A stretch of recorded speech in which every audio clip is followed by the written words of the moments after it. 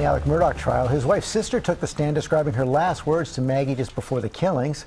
Prosecutors are now preparing to rest their case. Eva Pilgrim here with the details. Good morning, Eva. Good morning, George. We are in week 4 of this trial. The jury hearing hours of testimony so far, and now for the first time, we are learning about Maggie from her family.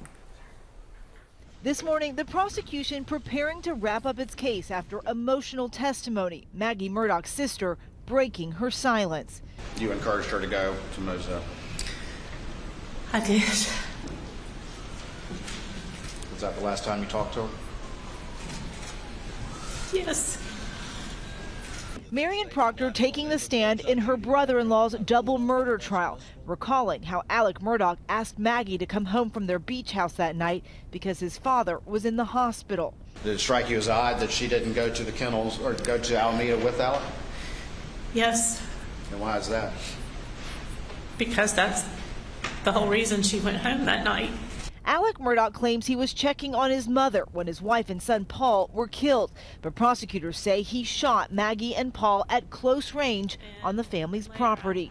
I asked him, I said, Alec, do you have any idea who's done this? And he said that he did not know who it was, but he felt like whoever did it had thought about it for a really long time. Whoever had done it had thought about it for a really long time. Did that strike you as odd? I just didn't know what that meant. After the murders, Maggie's sister saying she was worried about her family's safety. Do you ever act scared or afraid that the real killers were out there somewhere? I think everybody was afraid. Alec didn't seem to be afraid.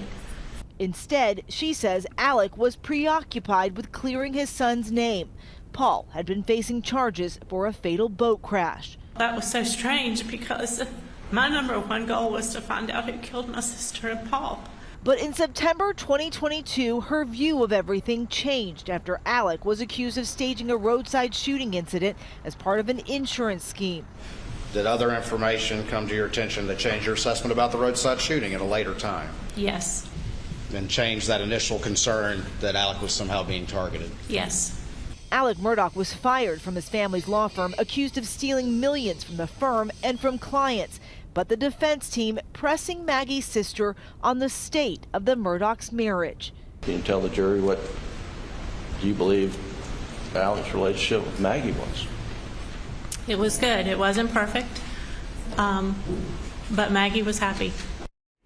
And this morning, there will be a hearing to determine how much about that roadside shooting incident will be allowed into this trial. The jury will be in later this morning. George. Okay, Eva, thanks very much. Let's bring in our chief legal analyst, Dan Abrams. Dan, explain to everybody why it's even a question whether the jury is going to hear about this roadside incident. Well, because it would be incredibly prejudicial, right, to the defendant. And the question becomes, how relevant is it to this case, to the question of did he murder his son and his wife? That's a separate incident. Now, prosecutors would say it's still related, it's still relevant. And that becomes the critical legal question the judge is going to have to determine is how relevant is it to the evidence being presented in this case? And the prosecution planned an arrest this week. Where's their case? Where is their case now? Where do they stand? Look, I think it's a stronger case than I had initially expected. When we started this case, I was telling you guys, this is a tough case. Yep. And people aren't focusing on the fact that there really could be an acquittal here. This has been a stronger case than I expected. Why? Because Alex Murdaugh's alibi has fallen apart. And that doesn't necessarily mean the jurors will say, oh, he's convicted. But it does mean that that is a critical piece of evidence in this case. The question of, where exactly was he? Why did Maggie, why was she at that house in the first place? Remember, there's testimony that he's the one who actually even called them there. The change of clothes, his voice at the scene within minutes of the time prosecutors say that the murder occurred.